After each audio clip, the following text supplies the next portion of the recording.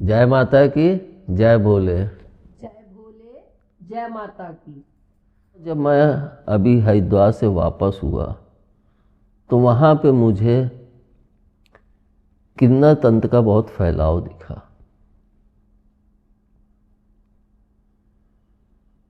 और अपने इस लंबे जीवन में जो 17 साल साधना का जीवन चला है, इसमें जो किन्नर के विषय में जो अनुभव प्राप्त हुआ है उसको मैं वर्णन करना कि मैं इसका भी वर्णन करूं।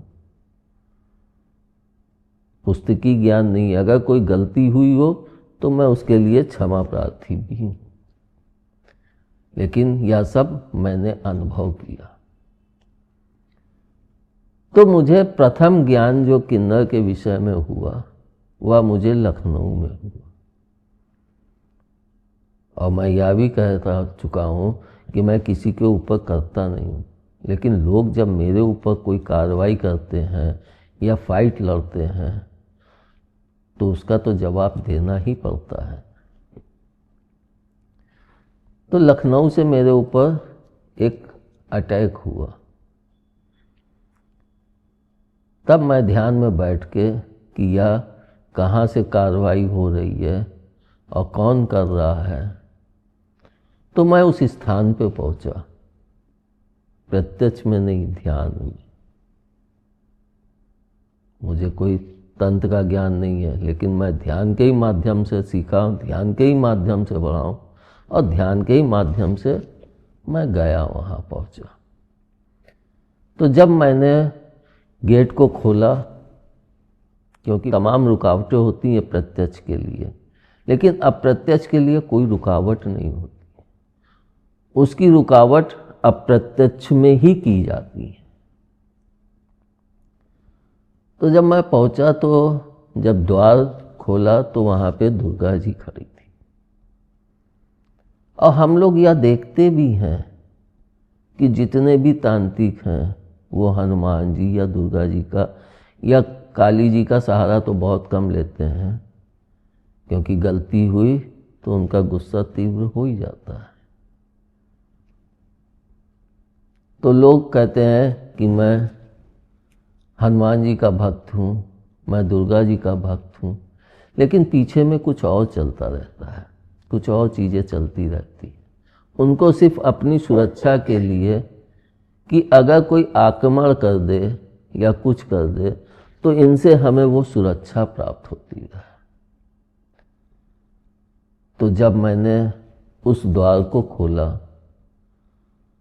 तो दुर्गा जी को देख के मैं पहले तो ठहर गया, रुक गया। फिर मैंने उनको बड़े गौर से देखा।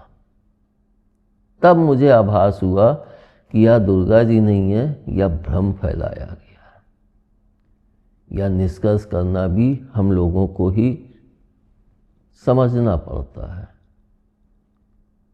भ्रम की ही दुनिया है।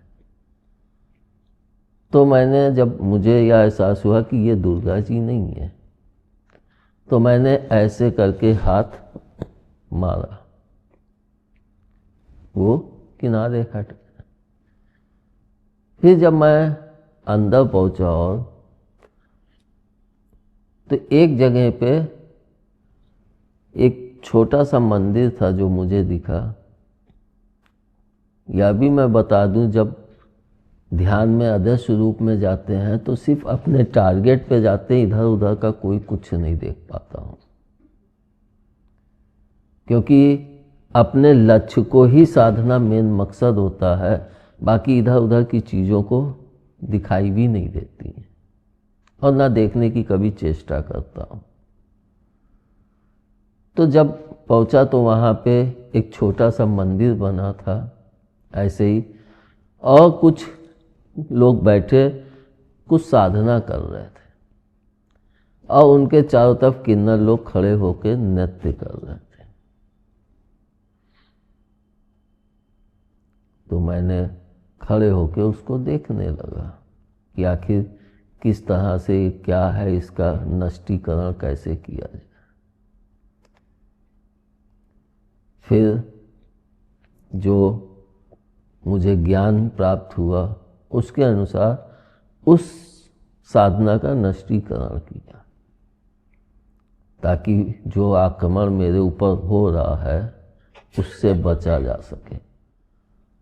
और हर व्यक्ति को यह अधिकार प्राप्त होता है कि अगर तुम्हारे ऊपर कोई आक्रमण किया है तो तुम उसका जवाब दो। अगर कोई तुम्हारी जान लेने आया है तो तुम्हें भी प्रत्यक्ष की दुनिया में तो कानून है, अप्रत्यक्ष की दुनिया में भी कानून है, लेकिन मौत लेने आए हो तो या तो मरोगे या मार के जाओगे। जो मैंने पहले भी कहा है कि शक्तियों के आंखें होती हैं मगर वे उससे ये नहीं देखती हैं कि मैं किसको क्या करूं, वे सिर्फ आदेश का अनुपालन करती हैं। यह भी ठीक वैसे ही है जैसे हम कार से जा रहे हैं तो कार हमारी शक्ति, उसका इंजन हमारी शक्ति है, तो वो सिर्फ हमारे आदेश का ही पालन करती है। हमने गियर डाला, वो चल रही, एक्सीलेटर ज़्यादा दबाया और स्पीड पकड़ ली। जितने अच्छे तुम ड्राइवर हो उतने अच्छे से अपनी उस कार रूपी शक्ति का प्रयोग करोगे। इसी तरह से अप्रत्यक्ष में भी जितने अच्छे तुम ड्राइवर हो उतने अच्छे से ही अपनी शक्तियों का प्रयोग करो। तब मैंने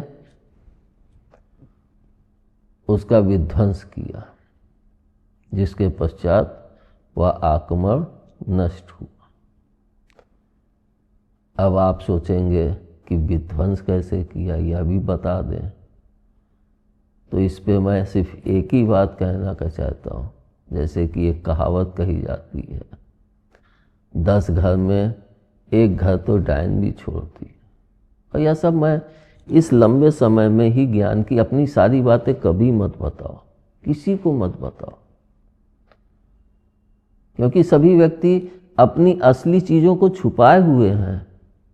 ये तो प्रभु की कृपा है कि उनका ज्ञान प्राप्त हो जाता है, लेकिन सब छुपाए हुए हैं। तो फिर मैं क्यों अपनी हर चीज़ को बताऊं कि मैंने कैसे विध्वंस किया? करना तो आता नहीं है, लेकिन विध्वंस कैसे किया ये क्यों बताऊं? अगर बताऊंगा तो तमाम लोगों के कान हैं, सुनेंगे, फिर एक नई काट लेके बैठ जाते हैं। जैसे एक कानून बनता है, जैसे ही कानून का निर्माण होता है तो कितने लोग बैठ जाते हैं उस कानून की तोड़ का निकालने के लिए। उसी तरह से जब हम अपनी हर चीज़ का वर्णन कर देते हैं तो लोग बैठ जाते हैं उसकी काट निकालने की, कि इसको कैसे काट के कैसे इसकी शक्तियों को प्राप्त करो। जैसे हम प्रत्यक्ष में धन है, कैसे इससे धन ले लूँ, इसको कमज़ोर कर दूँ, मेरी दुकान चले, इसकी बंद हो जाए। उसी तरह से जब हम शक्ति प्राप्त करते हैं तो दुनिया में बहुत से फैले हुए हैं जिनके पास शक्तियाँ अथाह हैं भी, लेकिन लालच, इतना लालच कि उसकी शक्ति को कैसे प्राप्त कर, और बचाना भी मुश्किल होता है। अगर उसका सहारा या किसी गुरु का सहारा नहीं होता है तो आप शक्ति प्राप्त करके भी उनको बचा नहीं पाएंगे, क्योंकि लालची बैठे हुए हैं, उनके मुंह में लालच का खून लग चुका है और वे घूम रहे हैं चारों तरफ, उनके सहयोगी या उनके शिष्य घूम रहे हैं। जहाँ कोई शक्ति दिखे उसको तुरंत अटैक करके एब्जॉर्ब कर लो।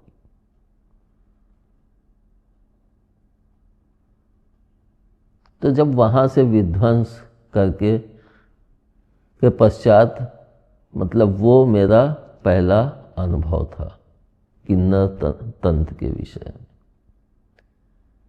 इसके पश्चात मुझे दूसरा अनुभव छत्तीसगढ़ में प्राप्त हुआ। जब वहाँ से हमारे ऊपर एक अटैक हो रहा था, तब भी मैं ध्यान में जब बैठ के उस अटैक की तरफ पहुँचा।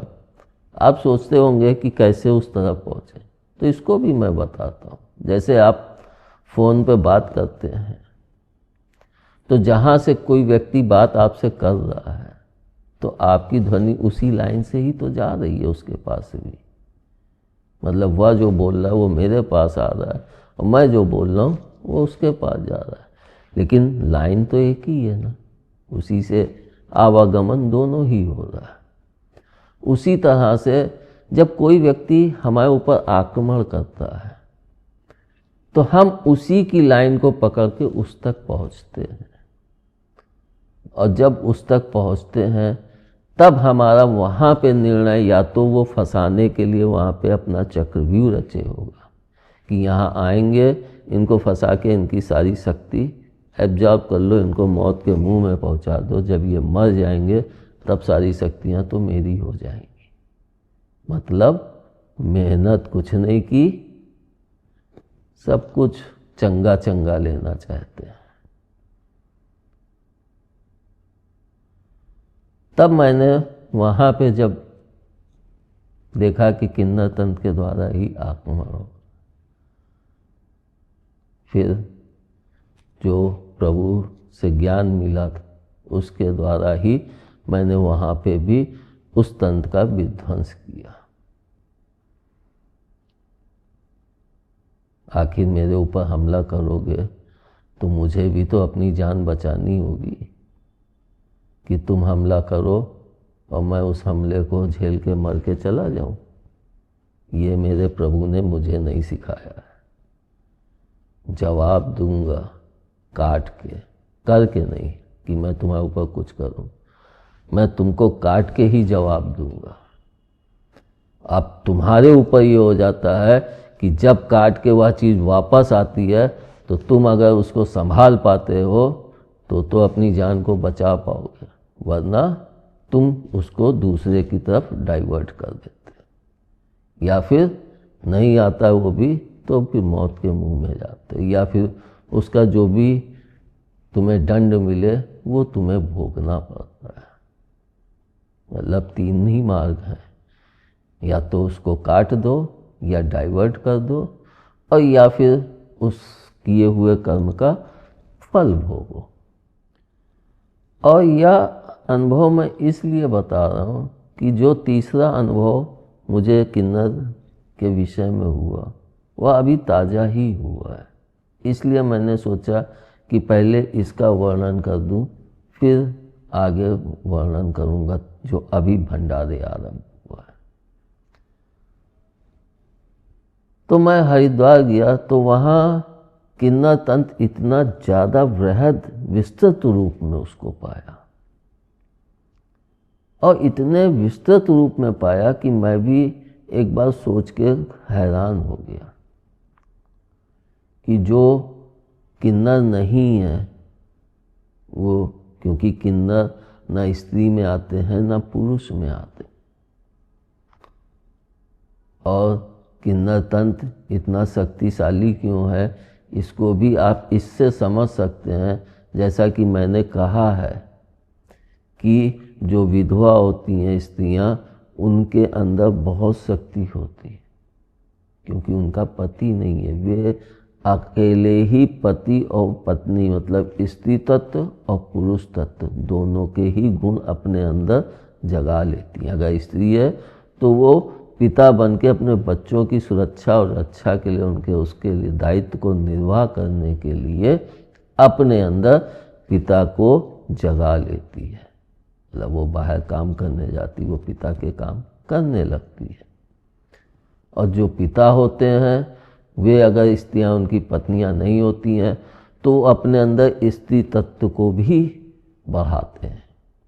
वे अपने बच्चे को अच्छी सेवा करें, अच्छे उसको नहलाएं धुलाएं, अच्छे से उसका पालन करते हैं, यानी दोनों ही शक्तियां उनमें विद्यमान हो जाती। और जो किन्नर होते हैं तो वे ना तो स्त्री में है ना पुरुष में, तो उनके अंदर भी दिव्य शक्तियां विद्यमान और तेजी से बढ़ोतरी होने लगती। लेकिन मुझे जो अचंभा हुआ वह यह हुआ कि जो किन्नर नहीं है